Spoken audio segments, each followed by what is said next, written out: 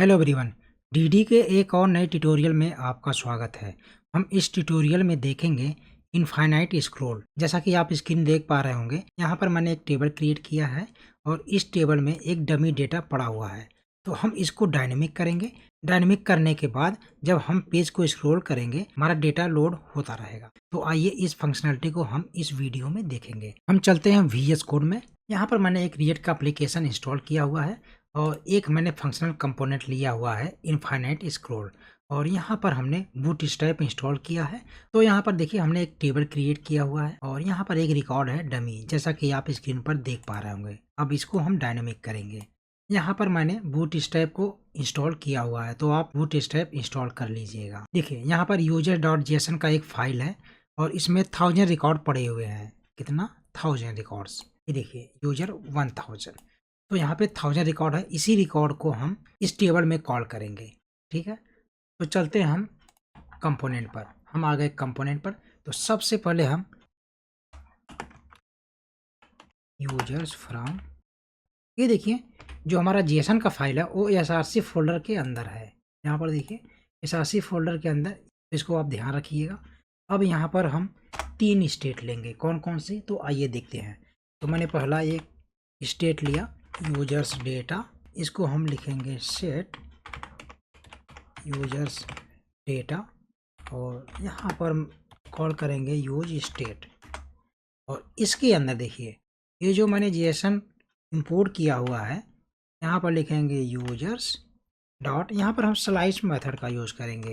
हमें जब किसी एरे से डेटा को एक्सट्रैक्ट करना होता है तो हम स्लाइस मेथड का यूज़ करते हैं। यहाँ पर स्टार्ट पॉइंट एंड पॉइंट होता है, तो स्टार्ट पॉइंट में हमने 0 पास किया और यहाँ पर बाय डिफ़ॉल्ट 10 रिकॉर्ड्स को हम टेबल में दिखाएंगे। तो इसके लिए मैंने यहाँ पे पास किया 10। आप यहाँ पर 20 भी ले सकते हैं, जितना आपको बाय डिफ़ॉल्ट दिखाना हो। और अगला स्टेट हम यहाँ पर लेंगे विजिबल काउंट, कि हमें कितना दिखाना है विजिबल। उसके लिए मैंने क्या किया, यहाँ पर सेट विजिबल काउंट और यहाँ पर यूज स्टेट हम क्या करेंगे 10 पास करेंगे। जब हम पेज को स्क्रॉल करेंगे +10 इंक्रीमेंट होता रहेगा। अगला हम एक और स्टेट लेंगे, वो होगा हमारा लोडिंग के लिए लोडिंग, और इसको हम लिखेंगे सेट। जब हमारा पेज लोड होगा हम यहाँ पर लोडिंग दिखाएंगे। तो यहाँ पर मैंने लिखा यूज स्टेट और इसमें हम बाय डिफ़ॉल्ट फॉल्स पास करेंगे। हम यूजर डेटा के वेरिएबल को कॉपी करते हैं और इस टेबल में हम डायनेमिक कर लेते हैं पहले। तो user data dot map method का यूज़ करेंगे और इस मैप मेथड में एक हमारा कॉल बैक फंक्शन लेगा। इसको किया मैंने एंटर। ये जो हमारा TR है इसको मैंने किया Ctrl+C+X और इसको इस मैप मेथड में मैंने यहाँ पर पास कर दिया। अब इस डेटा को डायनेमिक करते हैं। तो यहाँ पर मैंने यू डेटा मीन्स यूजर का डेटा और यहाँ पास करेंगे इंडेक्स। देखिए इस इंडेक्स को हम यहाँ पे की में पास करेंगे, नहीं पास करेंगे तो कंसोल पर एरर आएगा। यहाँ पर लिखेंगे इंडेक्स और इसको हम डायनेमिक करते चलेंगे। करली ब्रैकेट यहाँ पर लिखेंगे इंडेक्स +1 करली ब्रैकेट क्लोज और यू डेटा। अब जो हमारा यहाँ पर यूजर नेम आएगा, ठीक है, तो मैंने करली ब्रैकेट ऑन किया, यू डेटा डॉट नेम, करली क्लोज किया। अब इसके बाद यूजर नेम आएगा, यहाँ पर लिखेंगे यूजर नेम, यहाँ पर लिखेंगे ईमेल। ये देखिए user.json में डेटा हमारा पड़ा हुआ है, वहीं से ही आएगा। देखिए user.json में पहला मैंने कॉल किया name, user name, email, phone number, country और इसका स्टेटस हमने। ठीक है, तो हम चलते हैं VS कोड में और यहाँ पर इसको मैंने किया कॉपी। ईमेल के बाद फ़ोन नंबर, फ़ोन नंबर के बाद कंट्री, कंट्री के बाद हमारा स्टेटस। हम चलते हैं UI पर। मैंने इसको रिफ्रेश किया। यहाँ पर देखिए बाय डिफ़ॉल्ट 10 रिकॉर्ड्स आ गए हैं। 10 रिकॉर्ड कहाँ से आए? जो हमने पहला स्टेट लिया यूजर डेटा, जो हमारे स्लाइस मेथड में 0 से 10 रिकॉर्ड दिया। देखिए जो स्लाइस में हमने 10 पास किया, 0 से 10। अगर मैं आप इसे 20 कर देंगे तो ये 20 रिकॉर्ड्स आ जाएगा इस टेबल में। देखिए 20 रिकॉर्ड्स आ गया। तो हम बाय डिफ़ॉल्ट 10 लेके चल रहे हैं। आपको जितना बाय डिफ़ॉल्ट दिखाना है आप दिखा सकते हो। फंक्शनल कंपोनेंट है, इसके लिए मैंने एक कांस्टेंट लिया और ये हमारा एरो फंक्शन। देखिए सबसे पहले हम क्या करेंगे, ये जो हमारा स्टेट है लोडिंग का, तो ये जो हमारा सेटर फंक्शन है लोडिंग का, तो मैंने इसे कॉपी किया और यहाँ पर इसको मैंने कर दिया ट्रू। जब स्क्रीन को हम स्क्रॉल करेंगे तो हमारा लोडिंग यहाँ पे दिखना स्टार्ट हो जाएगा। सेट टाइम आउट को मेथड को कॉल करेंगे, ठीक है। और यहाँ पर हमने पास किया टाइम को 1 सेकेंड और यह हमारा एक कॉल बैक फंक्शन लेता है। यहाँ पर एक हम कांस्टेंट लेंगे, उसका नाम आप कुछ भी रख सकते हैं। मैंने लिखा नेक्स्ट काउंट इक्वल टू, ये जो हमने ऊपर स्टेट लिया है विजिबल काउंट प्लस 10। फिर इसको स्क्रॉल करेंगे तो ये हमारा ये फंक्शन कॉल हो जाएगा। यहाँ पर ये जो हमारा यूजर डॉट डेटा है, सेट यूजर डेटा, और यहाँ पर लिखेंगे यूजर्स डॉट स्लाइस मेथड का यूज करेंगे और यहाँ पर बाय डिफॉल्ट पास करेंगे 0 और कामा नेक्स्ट काउंट। जब हम पेज को स्क्रॉल करेंगे तो ये हमारा फिर से कॉल हो जाएगा और यहाँ पर हम नेक्स्ट काउंट जो 10 + 10 हमारा इंक्रीमेंट करेगा।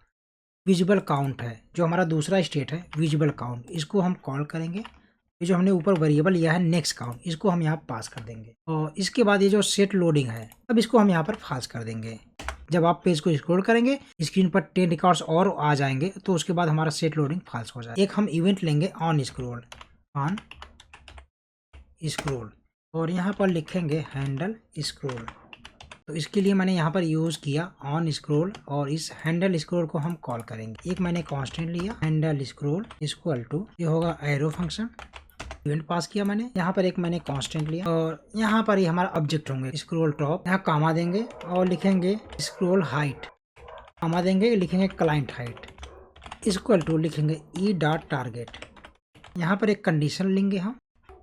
इस कंडीशन में क्या होगा, ये जो मैंने स्क्रॉल टॉप लिया स्क्रॉल टॉप प्लस ये जो हमारा ड्यू का हाइट होगा ग्रेटर इक्वल होना चाहिए जो हमारा स्क्रॉल हाइट है -10। और इसके बाद यहाँ पर एक हमें और कंडीशन लेना पड़ेगा। इस कंडीशन में क्या होगा, नॉट एंड लॉजिकल ऑपरेटर का हम यूज करेंगे विजिबल काउंट, एंड ऑपरेटर के साथ विजिबल काउंट लेस देन ये जो हमारा है users dot length.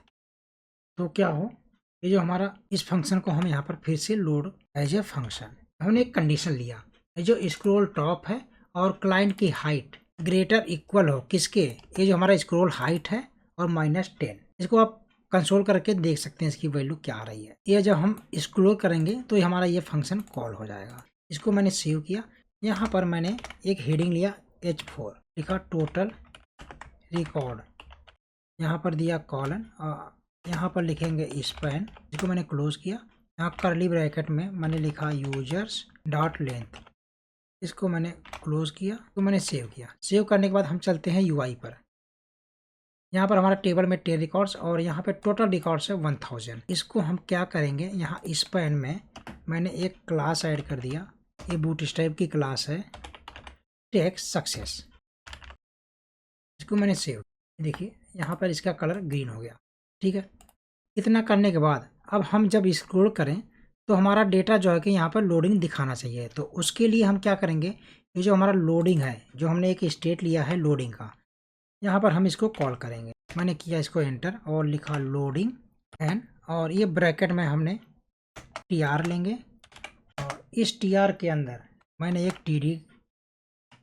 TD call किया और इस TD में यहाँ पर मैंने लिखा कॉल स्पैन बाय डिफ़ॉल्ट मैंने 10 दे दिया। एक मैंने क्लास लिया, क्लास नेम, ये बूटस्ट्रैप की क्लास है, मैंने यहाँ पर लिख दिया टेक्स्ट सेंटर, जो हमारा टेक्स्ट है वो हो जाए हम क्या सेंटर। मैंने क्लोज किया और इस डिव के अंदर मैंने एक क्लास लिया, ये बूटस्ट्रैप की क्लास होगी। यहाँ पर हम लिखेंगे स्पिनर बॉर्डर, और एक अगली क्लास होगी टेक्स्ट सक्सेस, और यहाँ पर हम एक देंगे रोल स्टेटस। देखिए इसको मैंने सेव किया। हम चलते हैं UI पर। देखिए इस टेबल में अभी स्क्रॉल नहीं आ रहा है, इसमें 10 के जगह 20 रिकॉर्ड्स बाय डिफ़ॉल्ट दिखाएंगे तो इस टेबल में स्क्रॉल आ जाएगा। फिर हम इसको डाउन स्क्रॉल करेंगे तो हमारा डेटा लोड हो जाएगा। तो आइए देखते हैं।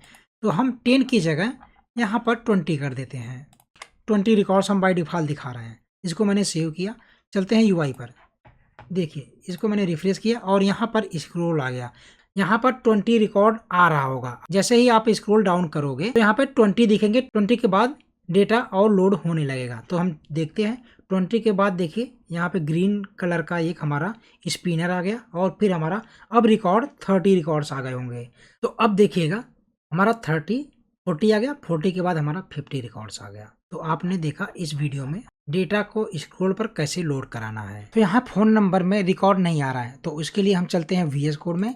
जो ये फ़ोन नंबर है यहाँ पर M की जगह N होना चाहिए। मैंने N किया और सेव किया। चलते हैं हम UI पर। हम आ गए UI पर और इसको मैंने रिफ्रेश किया। यहाँ पर देखिए, यहाँ फ़ोन में हमारा रिकॉर्ड आ चुका है।